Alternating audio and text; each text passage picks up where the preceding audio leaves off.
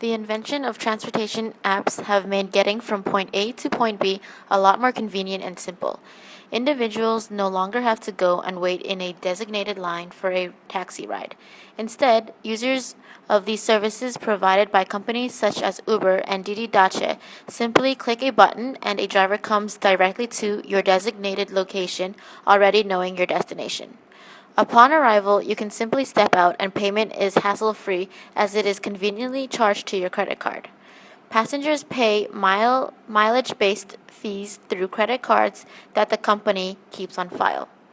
While these apps created a lot of flexible jobs for individuals and allowed them to meet new people, it also created unintended consequences, such as limiting the amount of jobs for taxi drivers and is not as seen as a stable job with little to no creativity.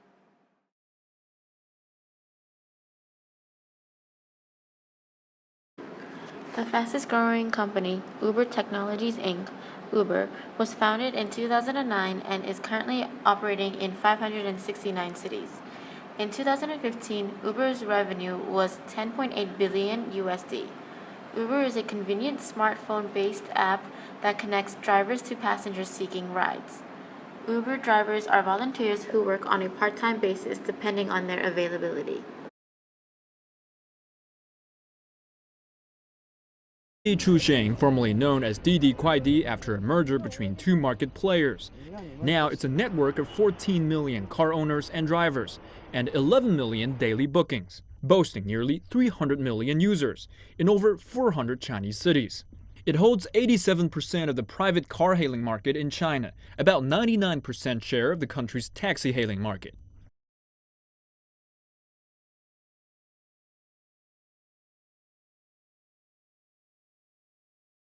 The Uber application process is entirely online or without any human interaction. My interview with Allison, the Uber driver, said that she thought it was very odd that she had not talked to a human, and she since still has not talked to a human since working for Uber. There's an online submission of the application, then there's email exchanges about setting up the background check and the processes that are next to follow up, like the tests, which are very few. And then the text will proceed. So if a driver has a problem, they just need to text Uber a certain number, a handler for each region, and then they will get a what seems like an automated response. So the question leads to, is Uber led by real people? Because at the smaller level, it seems much more bot responsive. Similarly, for drivers who want to become DD drivers, the application process is rather straightforward. The driver must have a smartphone, a car used below 6 years or less. Unlike Uber, DD does not provide a car for the drivers. And lastly, they are required to have an approved driver's license. Following, they are required to verify their mobile number on the app. Upon completion of registration, the driver can begin receiving orders. They are also required to input personal information such as name, driver's license number, car plate number, and preferably a profile picture. Like Uber, the entire process is computerized with no human contact at all. I was able to interview an Uber driver, and she used to work at Yellow Cab as a call center operator. She believes Uber is much better than Yellow Cab, as Yellow Cab has less regulations to become a driver, and the tracking devices will not only track the vehicles but the drivers as well for Uber. But Yellow Cab is only via your mobile phone. So for safety reasons, if the driver were to turn off their phone, they cannot be found, and Yellow Cab is more easily dismissed or lost.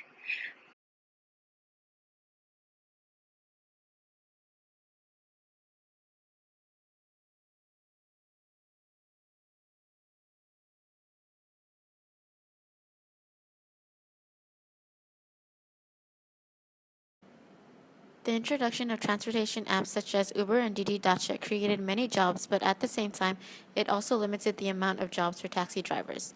This paradox raises the issue of competition of labor. Are transportation apps actually beneficial by creating new jobs, or are they hurting the existing taxi drivers by diluting their workload? Through a study conducted by Oxford Martin School's Carl Benedict Frey, he found that Uber has created more jobs than it has destroyed, demonstrated by the staggering expansion of self-employment following its introduction. For many drivers, the Didi Dacha app provided more job opportunities. However, competition of labor also grew as a result of these taxi hailing apps. To quote a driver, when Didi system was first promoted, drivers could get around an extra 10 renminbi per drive for a bonus allowance. But soon Didi took away all the bonus and allowances of the drivers when more competitors were introduced into the market, such as 顺风车. The flexibility of work hours is one of the attractive aspects of transportation apps. William Wong, age 38, runs a home-based business where he sells ingredients for hot pot. On the side, he became an Uber driver as he needed a flexible part-time job. He enjoys the fact that Uber does not require drivers to have a set schedule and gives drivers the freedom to create their own schedule. William stated that, "I used to be a bus driver and could not take time off during festivals such as Lunar New Year, but I don't have to sacrifice family time during festivals working for Uber. I can enjoy my friends gathering whenever I want to," he says. "On days that I'm free for driving, I just switch on the app." Since drivers have the opportunity to work whenever they want to, on major holidays such as Christmas or New Year's, there will be a shortage of drivers due to the fact that everyone will decide not to work.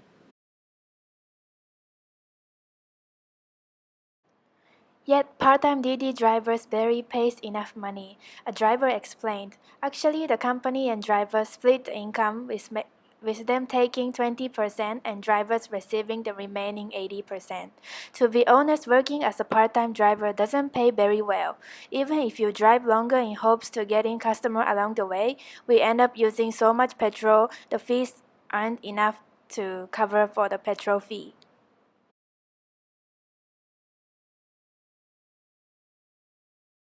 As a result of these transportation apps, drivers have had to invest a lot into their mobile phones.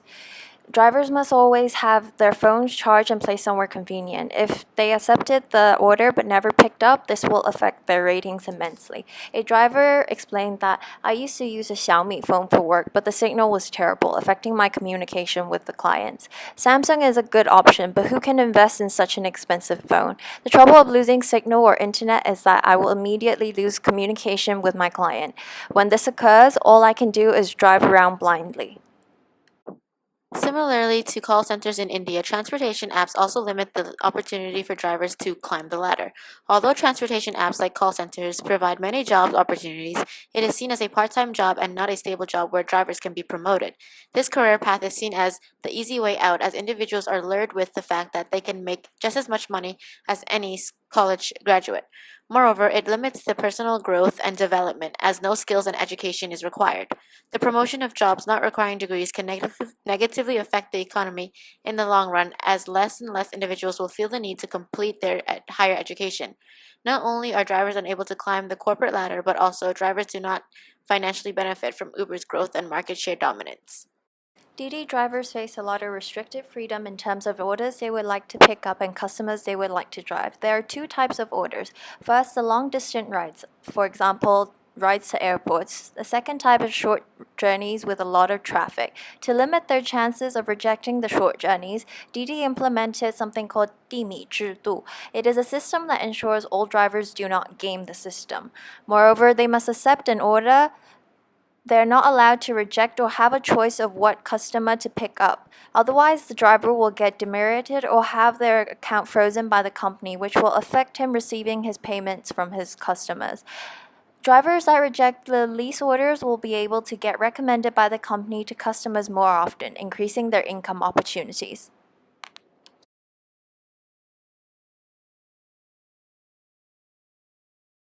The only form of assessment Uber drivers receive are ratings from passengers. If drivers receive an average rating below 4.2, he or she is called in for a meeting with Uber's management. This performance review method is an irrational one, as it is a one sided marketplace where drivers are often rated on things out of their control, such as traffic and surge prices.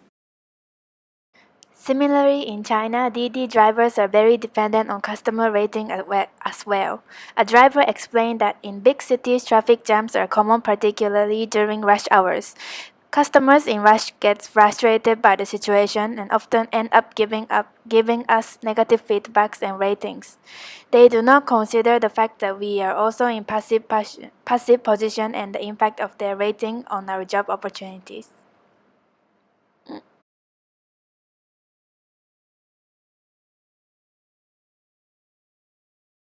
Unlicensed taxi and Didi have similar responsibility for penalties. For many Didi drivers, they believe that driving both unlicensed taxi and Didi share the same risks and penalties. If both drivers need to take care of their own penalties and themselves, then what's the reason of relying on Didi? Overall, there are a lot of similarities in both the benefits and unintended consequences in using these transportation apps, despite the country's differences and regulations. The application process is much more simplified for drivers to be able to start working for these apps. The introduction of transportation apps have increased job opportunities and diversified the market. However, as we've pointed out, for the drivers of these apps, the benefits do not necessarily outweigh the unintended consequences that the driver must face. It appears that these drivers are situated in a rather passive position.